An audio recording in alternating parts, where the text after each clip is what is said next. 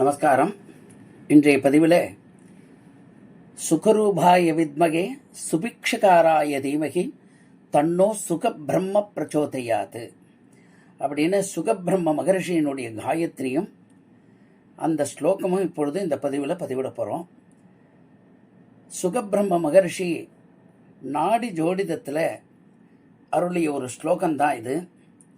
இந்த ஸ்லோகத்தை நம்ம அனைவர் வீட்டிலையும் இருக்கும் குழந்தைகளுக்கு இந்த ஸ்லோகத்தை 3 முறை சொல்லித்தரணும். அதில் நம்மளும் சேர்ந்து ஜபம் பண்ணணும். குழந்தைகள் படித்தவற்றை மனதில் வைத்து கொள்ளவும், மனதில் நின்றவற்றை தேர்வில் எழுதி நல்ல மதிப்பெண்கள் வாங்கவும் இந்த சரஸ்வதி தேவியின் அருளை பெற்றுத்தரும் என சுகபிரம்ம மகரிஷியினுடைய வாக்கு.